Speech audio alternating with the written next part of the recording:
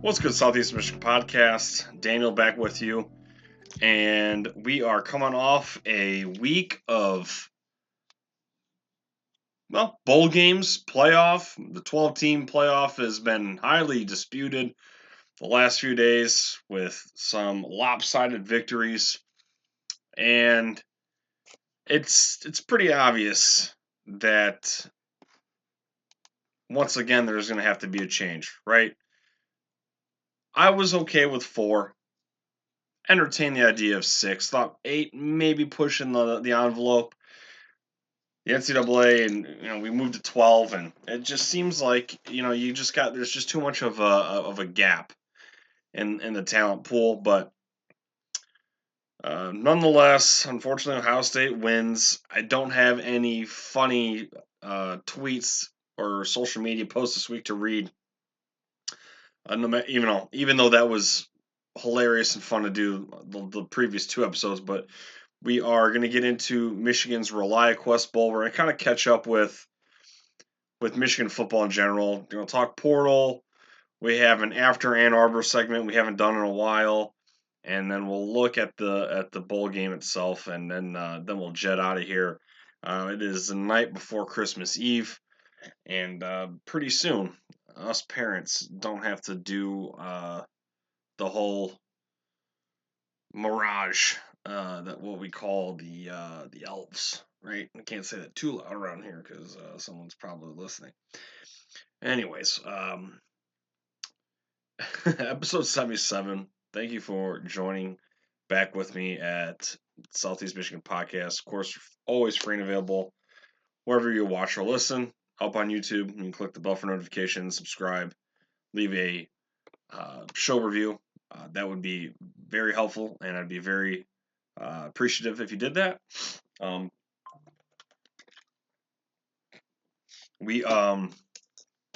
probably get obviously more into basketball and hockey here after the new year. Hockey's pretty much on a bye until we see them next Friday at the Frozen Confines against Ohio State. Hoops, kind of, I guess, rebounded versus Purdue Fort Wayne after, losing, another game they should have won. But let's get into segment 1. Michigan transfer portal, okay?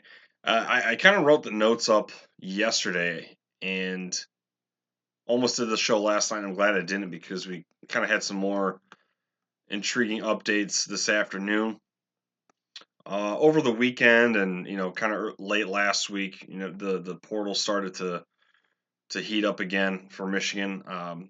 Recruited for transfer 3-star linebacker Troy Bowles from Georgia comes to Michigan, son of Buccaneers head coach Todd Bowles. So I was kind of surprised on that one. Not a lot of playing time, and I believe this kid's got like 3 years of eligibility left, so a lot to prove. But it was, kind of cool to see, to be honest. And even though they have the same last name, unless you said he is the son of the Tampa Bay head coach, I wouldn't even put 2 together or even ask a question. Recruited 4-star, transfer 3, defensive lineman Damon Payne, however you pronounce it, from Alabama to Michigan. This was one of those things where the On3 hubbub, kind of took off again. Payne was reported by On3 that he was coming to Michigan, and then it turns out he wasn't, but in fact it was just he signed the wrong paperwork, or all he did was sign the application, blah, blah, blah. So we were kind of all over the place with that, but nonetheless, the state of Michigan native, Damon Payne, coming back home. Going to be a Michigan Wolverine. He's from Belleville, and so Michigan fans, we've come to learn the city of Belleville real well this past 6 to 8 months. Transfer 3-star offensive tackle Brady Norton from Cal Poly comes to Michigan, according to PFF. Norton played 444 passing snaps without allowing a sack or quarterback hit. Was one of the top OTs in the FCS last season. So Division II guy. A transfer and recruited three-star safety TJ Metcalf comes in from Arkansas along with his brother Tavis Metcalf, who's a three-star cornerback. TJ totaled 71 tackles, 3 interceptions, 10 pass breakups, and 1 forced fumble and recovery. And Tevis has 2 years of eligibility left, or excuse me, TJ has 2 years of eligibility left, and Tevis has 3.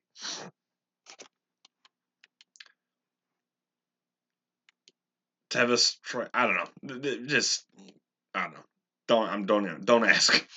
Transfer 3-star, recruited 4-star wide receiver Donovan McCauley from Indiana comes in, 48 receptions and 644 yards with 6 TDs in 2023.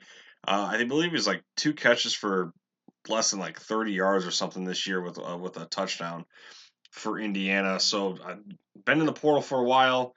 Didn't really mesh well with Chris Signetti, which to me probably should take a step back, look in the mirror, reassess his feelings, reassess his ego, and maybe just, I don't know, shut the fuck up for once. Dude has been just running his mouth all season. I get it. You know, you're trying to put the Hoosier football program on the map and, you know, make people fear you, but you know, my goodness, just got absolutely embarrassed versus Ohio State.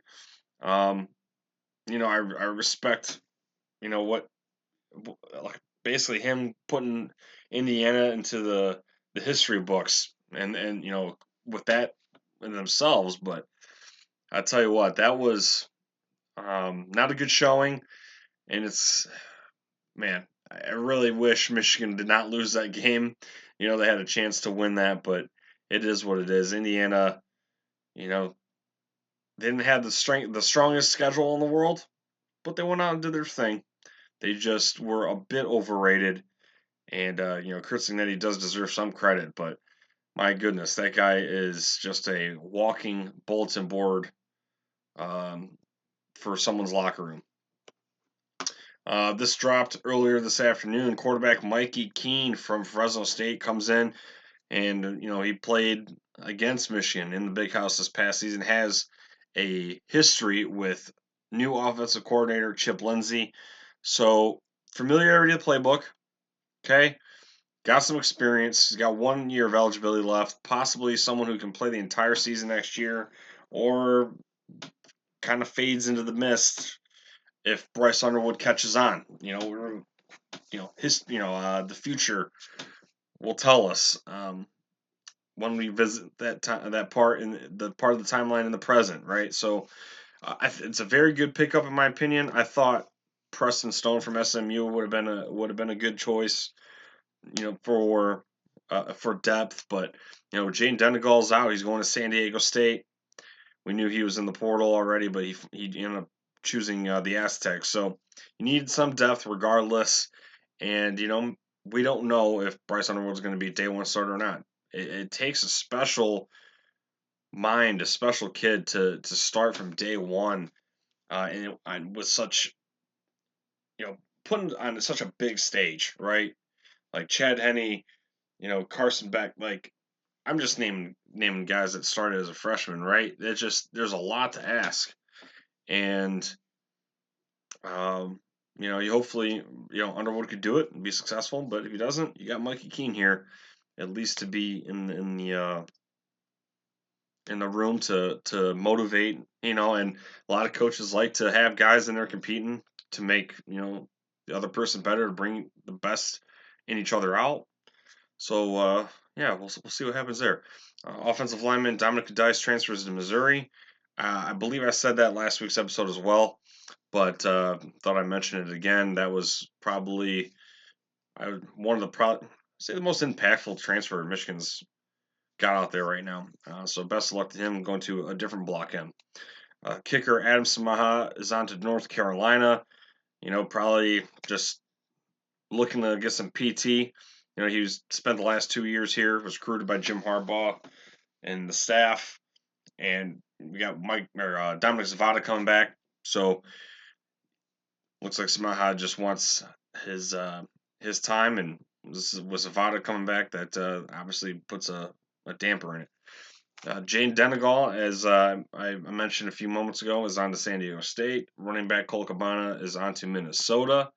Might have mentioned that one last week as well. Tommy Dolman's going to Florida. The Gators, that is.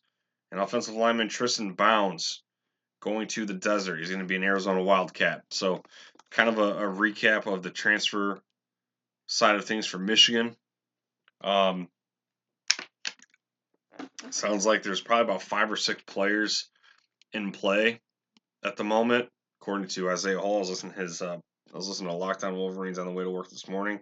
I think it was the one from Friday, his episode, and that sounds like Michigan is still trying to get Justice Haynes, the running back from Bama, and that's another position group that you need some depth in after losing Cabana. Khalil Mullings is probably up in the air still, and Donovan Edwards off to the NFL.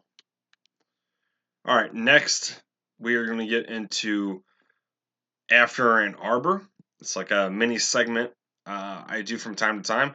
Basically, we revisit some former players that have stepped through Schembechler Hall, and we kind of check in on them, see what they were up to after Michigan, try to take a refresher on what they did while they were in Ann Arbor. So, let's actually give me 1 second. I want to pull this up real quick. We're going to read up on this player, and I just want to. All right. So, today's After Ann Arbor mini segment is defensive lineman Andre Pipkins. Hold on a second. Andre Pipkins, as a true freshman in 2012, Pipkins appeared in 12 games as a reserve defensive tackle. He made his career debut against Alabama, which featured All-American interior lineman Barrett Jones and Chance Warmack, registering 1 tackle. Pipkins arrived in camp for the 2013 season. He had lost more than 30 pounds from 347 as a freshman to 315 in August 2013. Pipkins said he was in the best shape of his life. Through the first 2 games of the 2013 season, Pipkins registered 2 tackles before tearing his ACL and sitting out the rest of the season. In 2015, Pipkins, citing pressure to medically retire at Michigan, transferred to continue his career at Texas Tech. So, with that college career, we'll get into that whole ACL tear here in just a second. Professional career, Pipkins signed with the Washington Redskins as an undrafted free agent on May 4th, 2017. He was waived on September 2nd, 2017, but later re-signed to the team's practice squad on October 19th, 2017. Pipkins signed a reserve future contract with the Redskins on January 1st, 2018. On September 1st, 2018, he was waived for final roster cuts before the start of the 2018 season. He then signed with the Arizona Hotshots for the 2019 season, but was waived during the final roster cuts on January 30th. He signed with the Quad City Steamwheelers of the Indoor Football League on October 13, 2019, and that is what we have left of the Saginaw, Michigan native. Now, before we get into the ACL tear, this is an article from MLive, published on August 10th, 2011. Okay, article reads here. Let me give me 1 second. You know what? I'm gonna leave this off. I got a lot of work stuff here in my tabs. I'm not gonna screen share this one, but you can listen as I read this article. Headline: Michigan football command Andre Pipkins, Saginaw is always going to be home. Saginaw. He never had a chance to don the Trojan black and gold himself, but most of Andre Pipkins' first football role models were on the Saginaw High School football field on Friday nights. As a young son of then Saginaw High School assistant football coach Al Pipkins, Andre had a front row seat to see the likes of Lamar Woodley, Charles Rogers, Roy Manning, and Anthony Roberson go through the Trojans football program. Pretty good company. More than a decade later, he still mentions their names with a sense of awe. I just look up to them like they were big brothers, Andre Pipkin said. When they left college and left high school, they were big stars. So it's kind of crazy to know that you know them. Andre Pipkins moved away from Saginaw when he was 6 years old. In the years since, he developed into a blue chip football prospect and now seems poised to follow in those footsteps. An incoming senior at Park Hills High School in Kansas City, he announced his verbal commitment Monday to the University of Michigan. After receiving scholarship offers from Alabama, Florida, Missouri, Iowa, and Ohio State, Andre Pipkins opted to return to his home state to play college football. We were very excited, said Al Pipkins, who still lives in the area along with several more of Andre's relatives. Andre Pipkins, listed at 6'3", 320 pounds, is ranked the number 12 defensive tackle in the country by Scout.com and number 19 by Rivals. He becomes the 22nd prospect to verbally commit to Brady Hoke's program for 2012. After first moving to Atlanta from Saginaw, Andre Pipkins returned to Michigan to play his freshman season of football in Rochester Hills before moving to Kansas City. Each year, he said he made about 3 trips back to his hometown. When it came time to choose his college, coming back to Michigan felt the most comfortable for him. That's the right place for him, Al Pipkins said. He always wanted to come back home. But that didn't mean Andre Pipkins didn't consider the other Big Ten school in the state. Michigan State also offered him a scholarship, and he called former Arthur Hill star Clifton Ryan to solicit advice. But in the end, it was one of those Saginaw High connections that helped cement Andre Pipkins' commitment to Michigan. Manning, the former Saginaw star who played at Michigan before a 3-year NFL career, is back in Ann Arbor as his first-year graduate assistant on Hoke's staff. Al Pipkins was on the Trojans coaching staff when Manning played, and the two remained friends. That was a big help, Andre Pipkins said, of having Manning in Ann Arbor. So even though he may be listed as being from Kansas City, Pipkins sees things differently. It's home, Pipkins said of Saginaw, and it's always going to be home. So there you have that preamble to the Ann Arbor stuff right there. Excuse me. Now, let's get into, let's see. We got this ESPN article by Joe Shad, June 26th, 2015. Okay, and then we'll read this and then we'll get into, we'll get down to his stats afterwards. So, the Joe Shad article on ESPN. Defensive lineman Andre Pipkins, Michigan coach Jim Harbaugh's staff pressured me to quit. So I completely forgot about this, and that's why I like to do the After Ann Arbor stuff, is kind of refreshing the memory and missing stuff that you just overlooked from back in the day. I just don't remember this at all, to be honest. Defensive lineman Andre Pipkins told ESPN that Michigan coach Jim Harbaugh, head athletic trainer Paul Schmidt, and associate athletic director Jim Minnick asked Pipkins about 10 times over a 2-month period to sign a medical scholarship form that would have ended his career with the Wolverines before he wanted it to end. I feel I'm healthy and ready to play, said Pipkins, who played last season after he was cleared to return from a torn knee ligament. I don't want to sign the form. I wanted to play for my seniors and for the team. Coach Harbaugh said, I recommend you take the medical. Pipkins said he felt constant pressure to retire. College football is a business. New coaches have to win games. They want to go with the guys that they think they can win. If I'm a victim of making room, so be it. But if there is no concrete reason to disqualify a player, he should have the right to keep playing. Pipkins said doctors initially told him he has some arthritis in the knee, but that he should not be disqualified from competition. But as pressure continued from others within the program to sign the medical form, he was sent by Michigan back to his knee surgeon, who then recommended he rest his body for 6 months. After consulting with our medical team, we do not think it is in Andre's best interest as it relates to his health and welfare to play football, short or long term, Harbaugh said in a statement given to ESPN on Friday. He remains on full scholarship and counts towards an 85 scholarship limit in pursuit of graduation from the University of Michigan. For years, scholarships have been renewable on a yearly basis, Many are now guaranteed for 4 years. But when a player signs a medical scholarship form and retires, it opens an available scholarship for another player. Pipkins, who said he plans to transfer for his senior season, said the scholarship he earned in 2012 was for 4 guaranteed years, and the meaning could not cut him for performance reasons. Players who retired for medical reasons are also allowed to to complete their education on scholarship. According to Pipkins, Harbaugh said he wanted to make sure you graduate from Michigan, and the coach did not plan to invite Pipkins to the fall camp due in part to the medical concerns.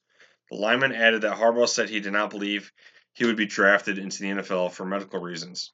I feel bad I wasn't able to complete this journey with my classmates, Pipkins told ESPN. I feel I'm healthy and without pain. I believe Michigan wanted to free up the scholarship. I felt I was practicing well and compete at a high level at the nose tackle and tackle positions. Pipkins said he participated in spring camp before suffering a concussion, for which he said he's been fully cleared by neurologists and was welcomed back to the team by defensive coordinator DJ Durkin. Oh boy. It was Pipkins' second concussion with the Wolverines. He said he also suffered one as a freshman. However, Pipkins said he still felt unwelcome. After being pulled from a workout at the team's facility, he was told it was to avoid injury. Pipkins said he was later told he could work out, but not with teammates. That's a bummer. That's really that sucks to hear. Schmidt told me, "Call it quits, hang it up." He said, "You've got a good run, or you've had a good run." Pipkins said one of the Wolverines had said of the Wolverines head trainer. Jesus, excuse me, I fumbled through that. After showing up to work for camp work at a camp for children with his teammates and coaches, Pipkins said he was confronted by Minnick and told that he needed to meet with Harbaugh. "I need you to sign this," Pipkins said Harbaugh told the lineman regarding the medical form. "It's not fair to your teammates. Let's get it done." Pipkins said he knows of at least one other Michigan player who has been told that he must get healthy by a July 1st deadline or sign a medical retire. He said he was told this week by Michigan that at his request, he could have contact with Oklahoma State, Georgia State, TCU, Tennessee, Florida State, Texas Tech, Missouri, Kansas, or Washington State concerning a transfer. But Pipkins said he knows he may have to play at a lower division, such as in an FCS program, if a school is unwilling to place him on scholarship for 2 years to play one. "All I want to do is play football," Pipkins said. "I tried to finish my career at Michigan, but I wasn't given the chance." So, kind of a bummer there. You kind of see the ugly side of the business side, right? And, you got to be extremely lucky to get through, you know, a college career unscathed, right? So, damn it. Hold on a second. All right. Real quick, too, before we end the segment one, let's get into Andre Pipkin's stats for what it's worth, okay? So 2012, 2013, 2014, didn't play 2015, and we got 2016 here as this final collegiate season. So 2012, 13 games, 7 total tackles, 1 tackle for loss. 2013, 4 games, 7 total tackles, 1 tackle for loss. 2014, 6 games, 9 total tackles. And then Texas Tech, his final year, 11 games, 32 tackles, 4 tackles for loss, 1 pass deflection, 1 fumble recovery, and that was for 23 yards.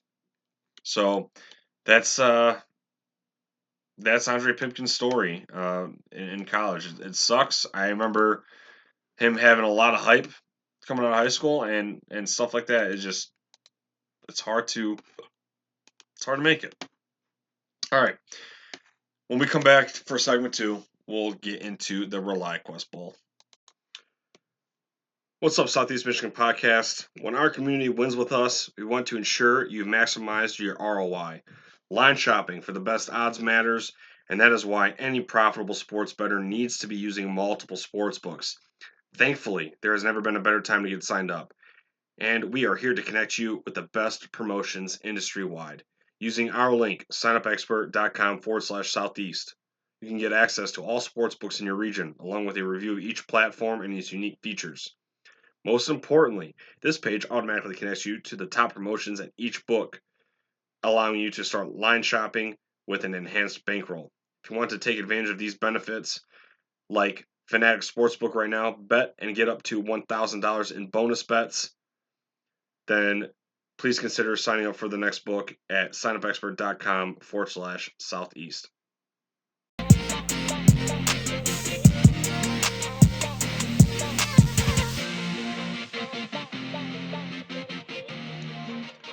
All right, Southeast Mission Podcast, back for segment 2. We're going to get into the ReliaQuest bowl season. I mean, if you're not in the playoff, I mean, what's the point, right? We're kind of getting down that path of college football, and that's part of the college football that I don't like. You know, not like I was ever big for buying like bowl game merch. You know, when I was in high school, I kind of was. I remember like really the first bowl game merch that I bought was the '06 Rose Bowl when they played USC and got beat. So technically the '07 Bowl or the '07 Rose Bowl because it was on in 2007. But that was really the first time I bought bowl game gear.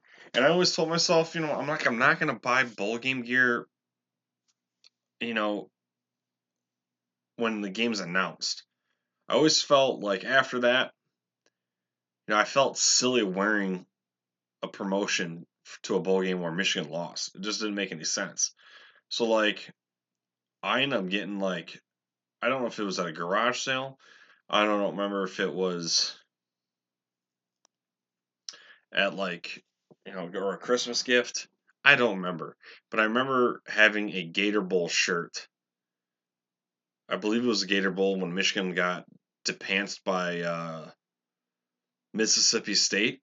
When I think Dan Mullen was head coach. It was Rich Rod's final year, right? 2010. I feel like I got that shirt, not by choice, but I'd wear it to bed, whatever.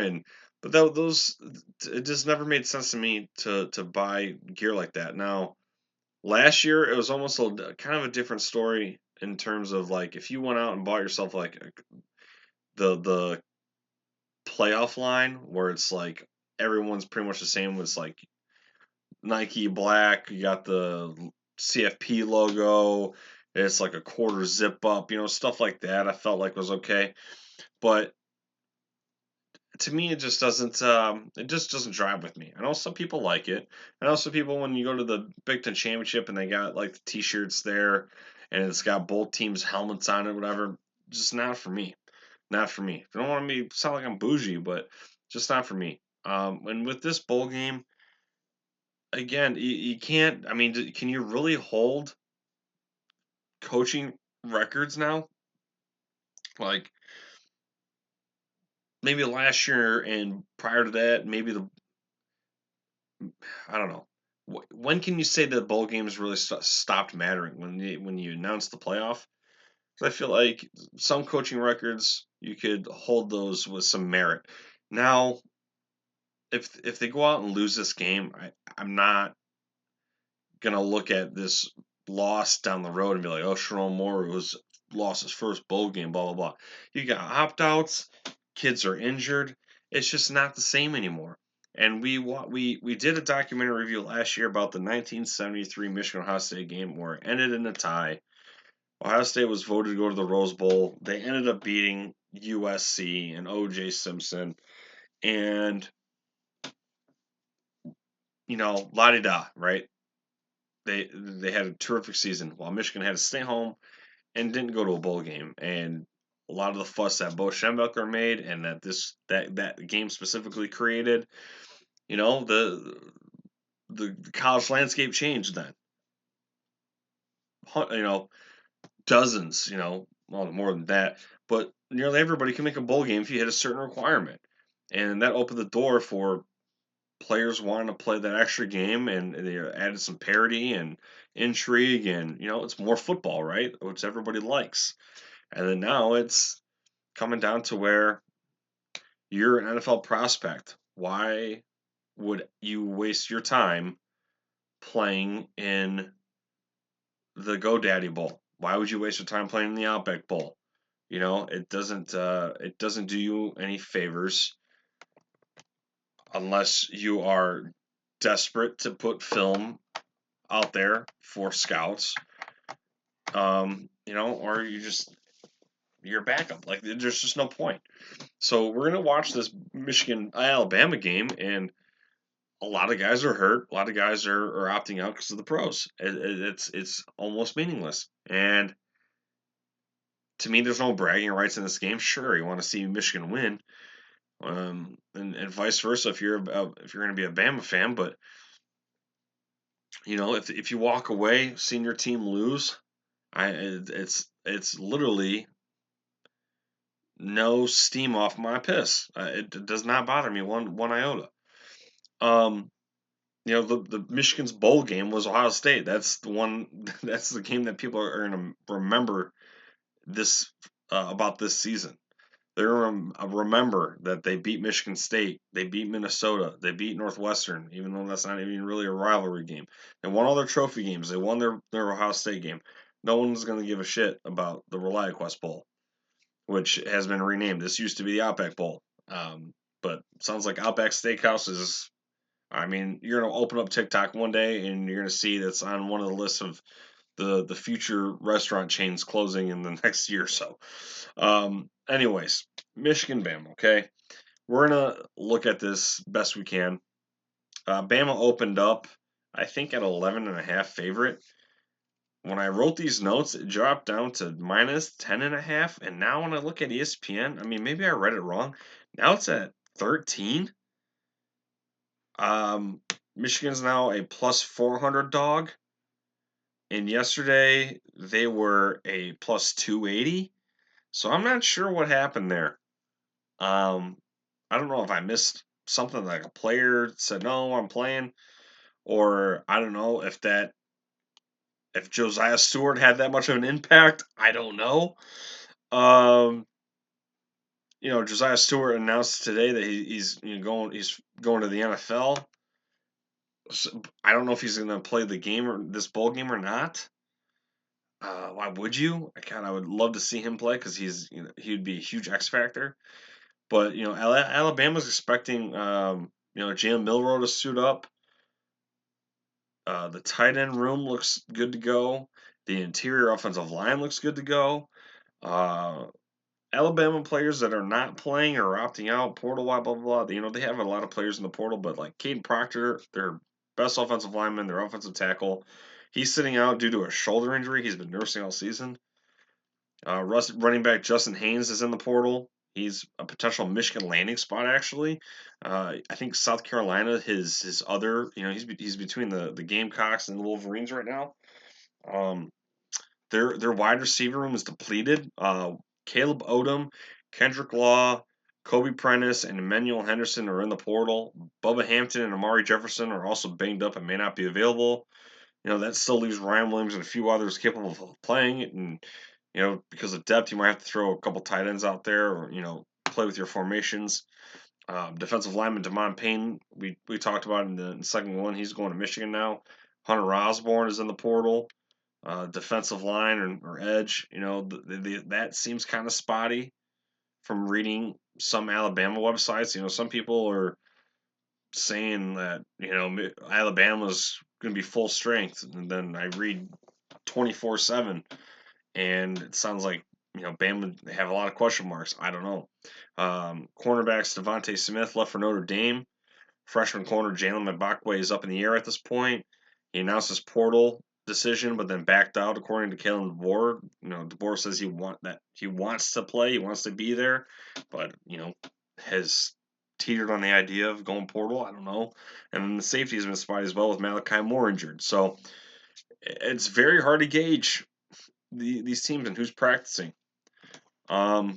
Michigan players not expected to play or they're opt out, injured. Donovan Edwards opts out. Will Johnson's opting out, and of course he's got a boo-boo apparently. Colson Loveland, he's out. Mason Graham's out.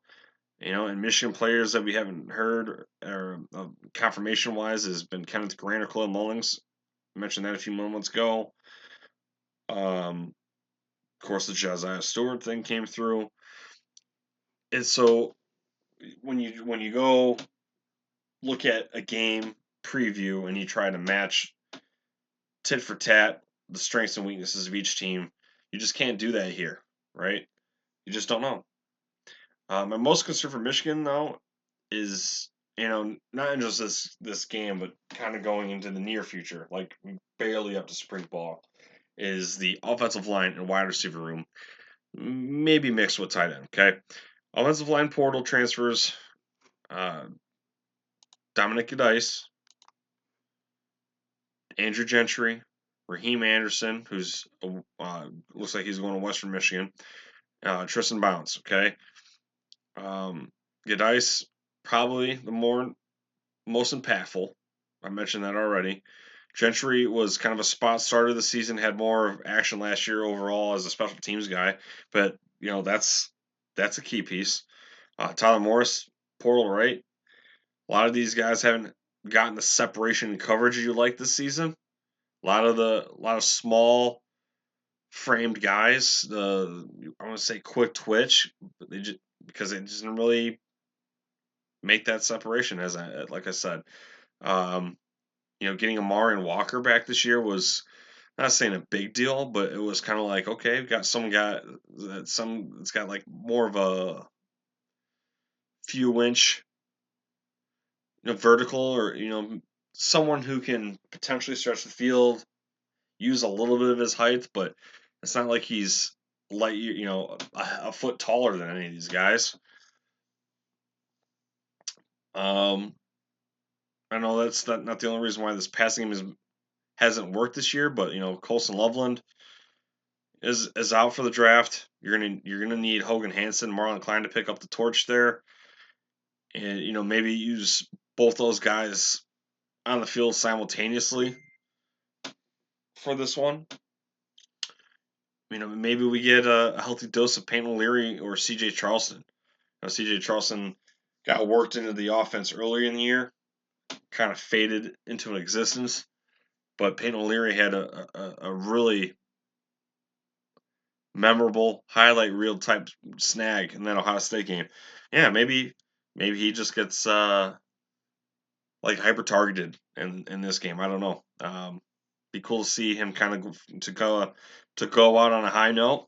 Payne O'Leary is always that spring game darling that everyone is excited for, and come week one, you don't even see him unless it's 30 seconds to go and Jane Denegal's out there slinging passes.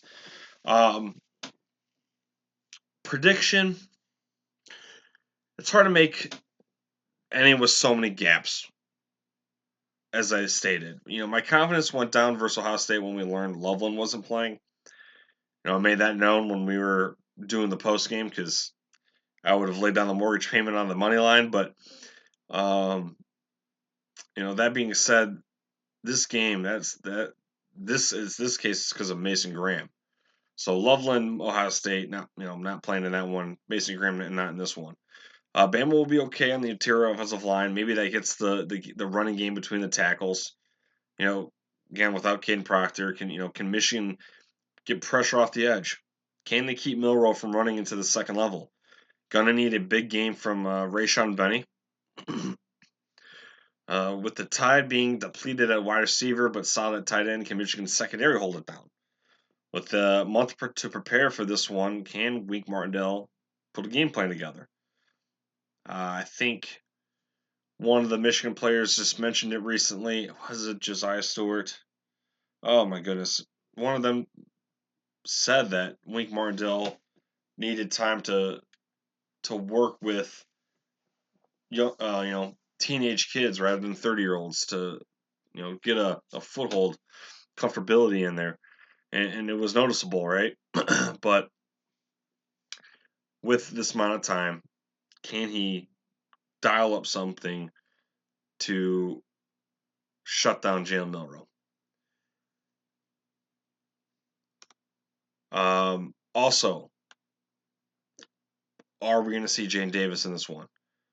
Davis Warren, presumably healthy. Does that mean Jane Davis gets some playing time? I think he should. We'll see. Bama had the 10th best scoring defense, only allowing 17 points per game this year. And Jalen Milroe statistically has been more of a turnover-prone guy through the air this year, throwing 10 interceptions compared to 6 all of last season. He's been able to rush for 20 tutties on the ground compared to only 12 in 2020. Excuse me, only 12 in 2023.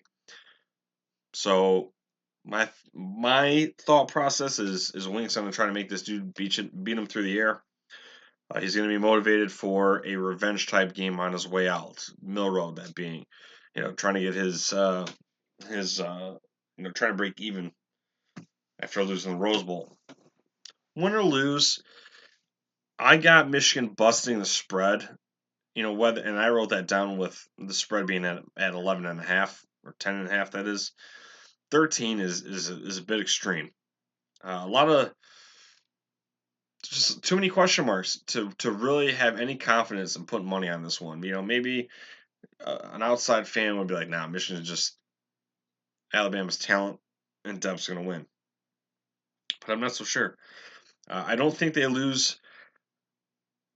I don't think they lose either. I don't know. I say 6. Plus minus. I think 2 field goals is about where I think where it's going to be at. I just don't think it's going to be a blowout though. I'm not saying 13 points is a blowout, but a 2-possession game is a little bit different than a 1 possession. Oh, excuse me. My goodness, it's been a hell of a week. But that's really about it. I mean, it's kind of I'm not really even predicting anything here. It's just hard. It's just hard. Thank you for joining back, though. I'll be, I would say, back. I don't know, probably after the new year, right? Let these playoff games play out. Let Michigan play Bama, and then we'll kind of come back and we'll start knocking out some content. Got a new job, so I'll have a little bit more of a home life, have some more time on my hands, and I really do think 2025 is going to be a great year for the podcast. Spotify Wrapped is really cool. Got to see a lot of growth in the analytics and stuff like that. You heard me talk about that before, reaching damn near a half dozen countries. But much appreciated. Thank you for the support. Follow the social media accounts. Those are all going to be in the description box below. And when I see you guys back after the holidays, hopefully it's a Michigan ReliQuest win. Hopefully we get Justice Haynes, get some more transfer portal kids, and hopefully we don't lose any more key pieces, key players heading into next year. So go Blue forever. Take it easy, all. See you next time.